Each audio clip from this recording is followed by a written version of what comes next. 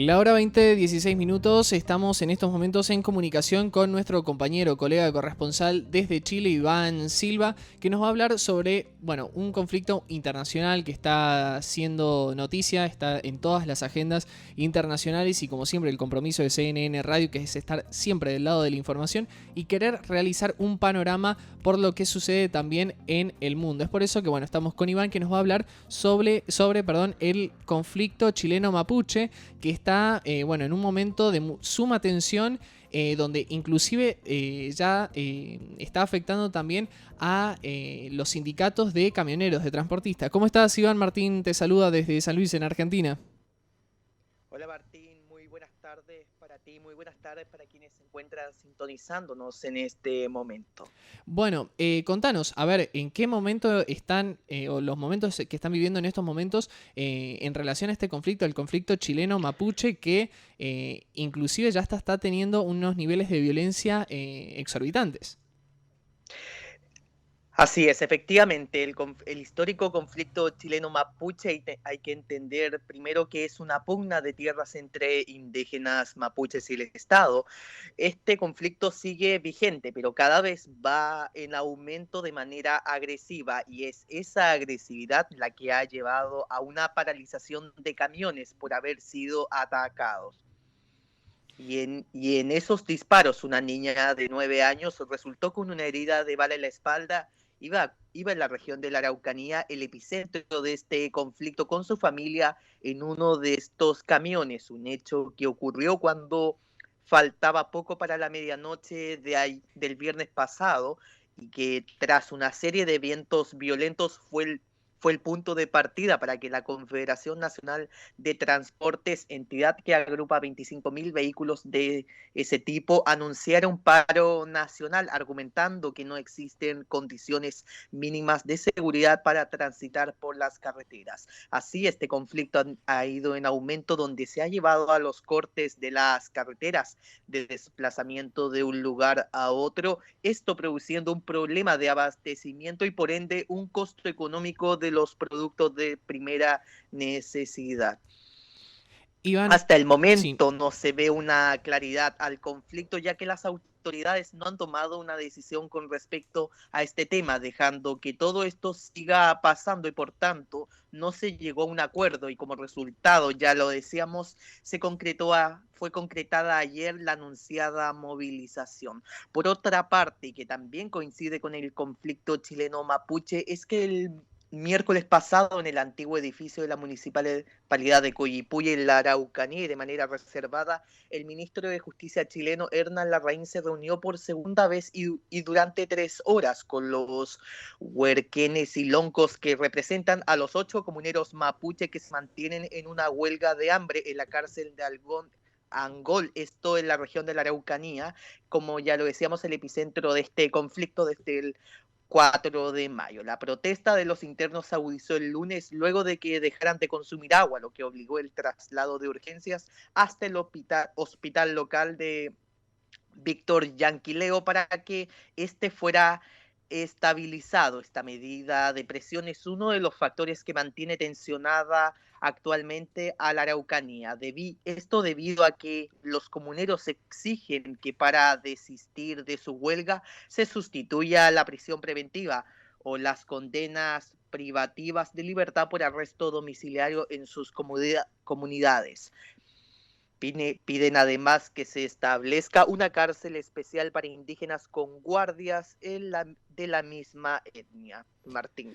Iván, la verdad es que el conflicto chileno-mapuche cada vez se está agravando. Bueno, recién ahí lo comentabas, en los distintos momentos de tensión, los distintos ataques que están recibiendo, tanto desde la comunidad occidental chilena como la comunidad mapuche. ¿Qué dicen las autoridades en estos momentos, las autoridades regionales de la Patagonia chilena y las autoridades nacionales al respecto? Porque en un mundo donde estamos tan atravesados por el coronavirus, por la pandemia, estos temas siguen en puja, siguen vigentes, y queremos saber cómo están reaccionando las autoridades y qué medidas por ahí están tomando para tratar de calmar estos momentos de tensión, que inclusive la comunidad chilena también tiene muchísimo miedo y está muy preocupada al respecto. Es, Martín, este problema no ha tenido solución a través de muchos gobiernos, es una pugna que lleva arrastrada de años y lo lamentable de esto es que la comunidad o las personas que no tienen relación con el conflicto chileno-mapuche han sido heridas, muchas de ellas con resultado de muerte, como el caso Lusinger-Macaya. Así el conflicto mapuche ha cobrado fuerza y ha estado marcado por el desalojo de los municipios tomados en la Araucanía, ataques incendiarios y huelga de hambre. En definitiva, en teoría hay intención del Estado de establecer un diálogo, pero en la práctica no hay soluciones concretas en lo que reclama la comunidad mapuche. Sin embargo, también para entender así, ya sea el problema de forma y el fondo, la raíz y fondo de este conflicto chileno-mapuche y el Estado, eh, Estado Claro. una experta en esta materia dio una extensa entrevista a BBC Mundo donde entregó 4 claves para entender el conflicto Claro, sí, mapuche. sí. Para quienes se encuentran sintonizándonos se preguntarán cuáles son las raíces y las claves para entender Eso es lo que queremos el saber. conflicto chileno-mapuche. Son 4 claves. Primero hay que entender el origen del Estado, según la académica mapuche Verónica Figueroa Huencho. La primera explicación es histórica y radica en el modelo con que se creó el Estado chileno. Ella dice que desde el principio el Estado de Chile se construye sobre un ideal de homogeneidad que no considera a los pueblos indígenas, olvidando la cultura, la lengua, sistema de representación, y así por Claro. 200, y esto se ha mantenido por los 200 años de historia que ha tenido Chile, un país donde no hay Estado Plurinacional. plurinacional, exacto. No hay cumplimiento activo de pactos internacionales, no hay respuesta de derechos específicos ni colectivos ni participación política para indígenas. No se ceden escaños en el Congreso, no se crea un ministerio, no hay voluntad de cambiar las estructuras. Con una población, hay una población indígena estimada en el 12,7%, más de 2 millones de personas según cifras del último censo realizado en Chile el año 2017. Chile, a diferencia de Argentina, Ecuador, Panamá, Perú y otros países latinoamericanos, no reconoce la existencia de pueblos indígenas, sino de etnias, en un concepto que no permite el ejercicio jurídico, en palabras de la experta en esta materia. Hay que hacer hincapié también que la actual constitución chilena dice que la soberanía recae en la nación, sin mencionar a otros pueblos. Si la constitución es homogeneizarse, entonces todo lo demás lo es. Es difícil encajar, asegura, Claro. las demandas de pueblos indígenas en un Estado que sigue actuando en la lógica de los años 50, lógicas que entrega becas, beneficios, programas específicos.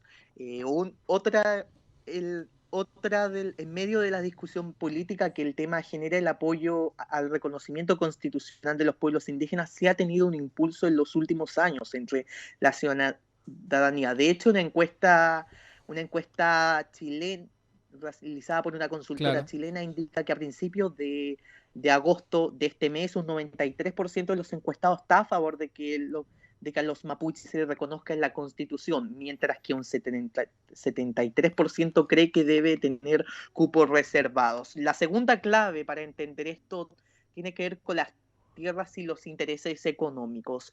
¿Qué quiere decir esto la académica? Ella explica que hay un avance importante en el tema indígena que se produjo durante el gobierno de Ricardo Lagos, donde se aprobó una ley que aborda el problema de la tierra, uno de los puntos claves y esenciales de este conflicto y donde uno de los puntos donde más ha trascendido el conflicto, que es la tierra. Entre otras cosas, la legislación establece subsidios para adquisición y regularización en terrenos, como por ejemplo velar por la preservación y difusión del patrimonio arqueológico, histórico, cultural indígena, o la implementación de programas de interculturales en salud y educación, entre otros aspectos. Desde la formación del Estado chileno en el siglo XIX, Sí, 19 de los indígenas fueron perdiendo sus terrenos, en muchos casos a través de prácticas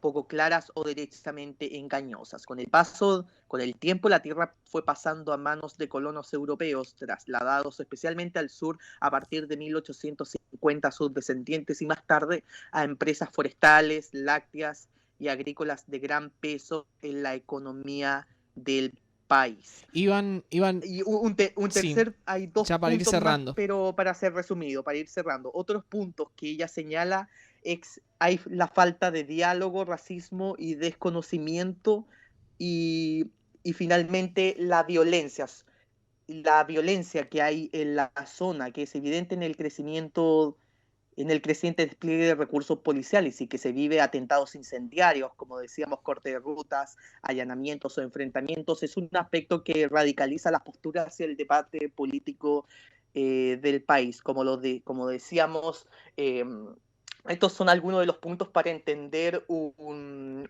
conflicto, una pugna que lleva una histórica, que lleva más de 2 siglos de disputa entre el Estado y la comunidad mapuche. Martín, Iván ¿alguna Silva, pregunta? no, la verdad que completísimo el informe. Iván Silva, nuestro compañero periodista, corresponsal de Nox y de CNN Radio San Luis en Chile. Iván, la verdad, bueno, completísimo el informe, muy claro, con todos los detalles de la situación que están atravesando allí. Te agradecemos muchísimo por este tiempo y seguramente en los próximos días a través de nuestro sitio web en nox.com.ar vamos a estar subiendo algún artículo referido al tema. Iván, que tengas un gran fin de semana y que estés muy bien.